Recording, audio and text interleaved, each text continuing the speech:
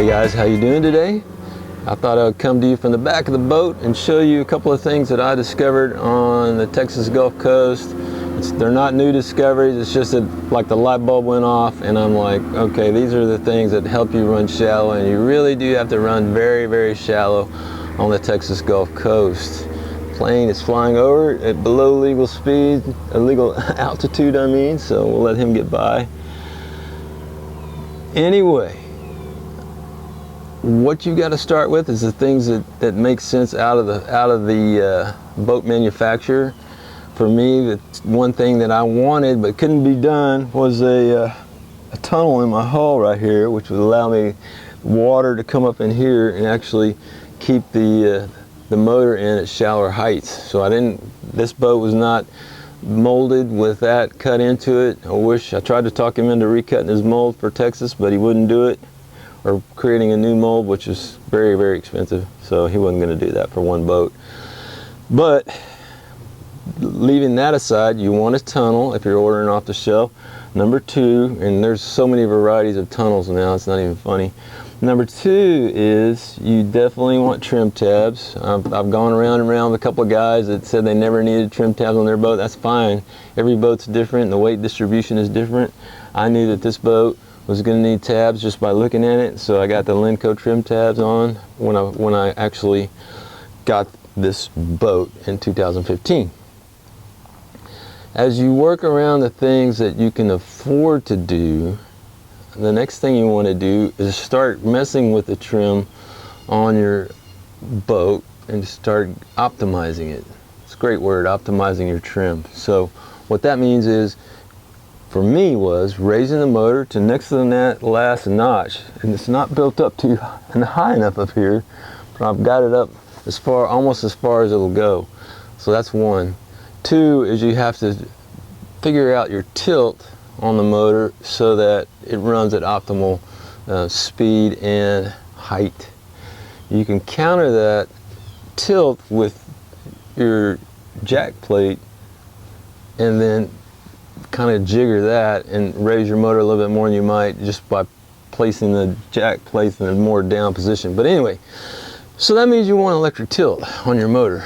That way you can change your tilt while you're going. Very important to have the right propeller for your setup, and there's a lot of opinions on propellers, but this is a stainless steel prop and it's really lasted well.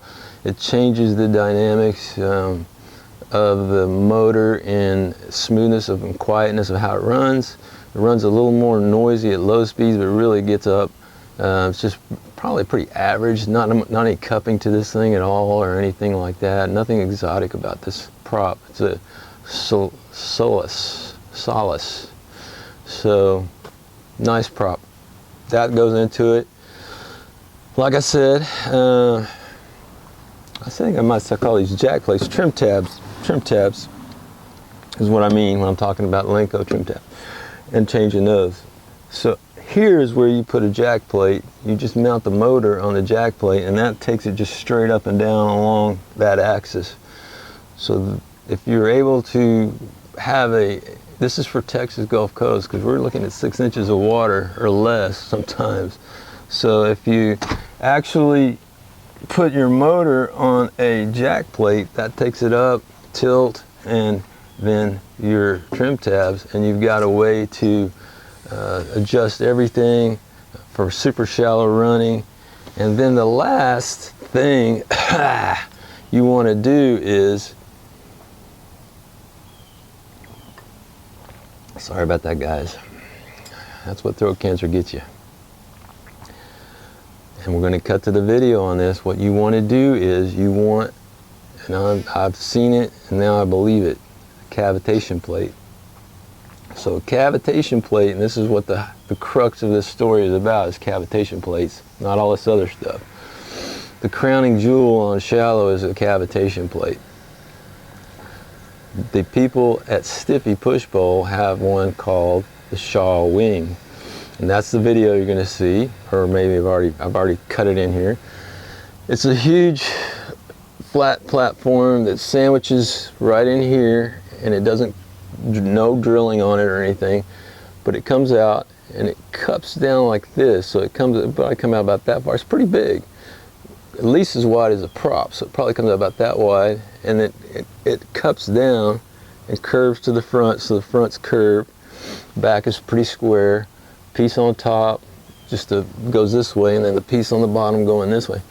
And what that does is you get everything at the right height, and then there's nothing in the water but that shaw wing, and it's forcing water down. So as it forces that water down, of course you can go up, because it's taking that water and putting it into the intake, keeping your engine cool, and it'll run cool at super shallow depths. Because on the Texas Gulf Coast, guys, totally different. We're looking at running anywhere from a foot to 6 inches for miles and miles and miles. Well, 1 foot to 6 inches, you know, we're looking at this depth. Very difficult. And what I saw when I was at Port Mansfield was that if you look down the marina at the boats up on the lifts and everything, and their motors tilted out, I would say roughly 98% of the boats had some kind of cavitation plate on them, because the motors are tilted and you can see the motors. So they had cav plates on them. And I'd say 98% of those were shaw wing from Stiffy products in Corpus Christi, Texas.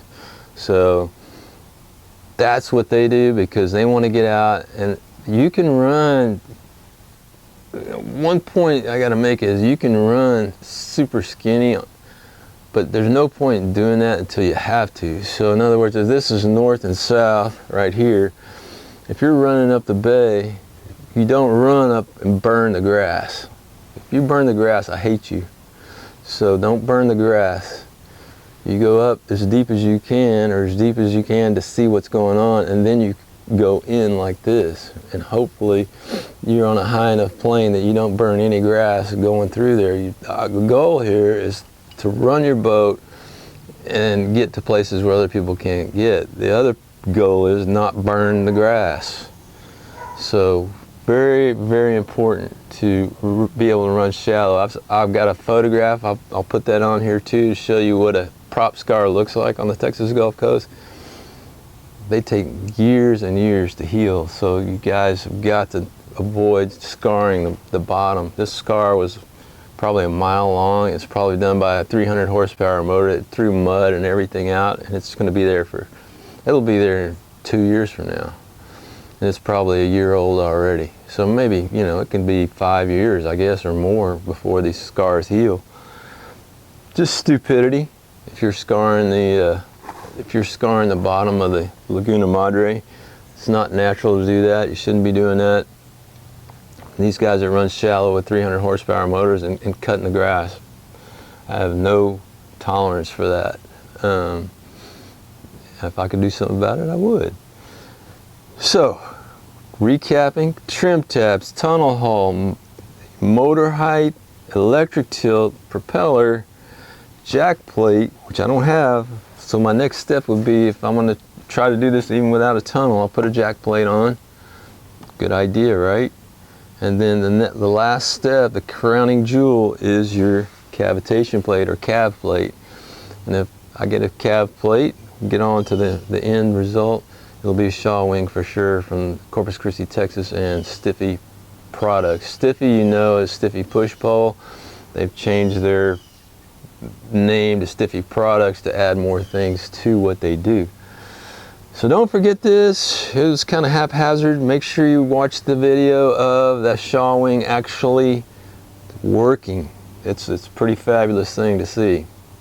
Thanks for watching, guys. Chalk this one up to the Texas Skiff information, and always subscribe to this channel. We'll have more Skiff information. If you want to debate on what's needed and what's not needed, and what's shallow and what's not shallow, just feel free to kick yourself right in on the comments on this, and let me know what you think about what is shallow and what is not shallow between the Texas Gulf Coast and the Florida coast.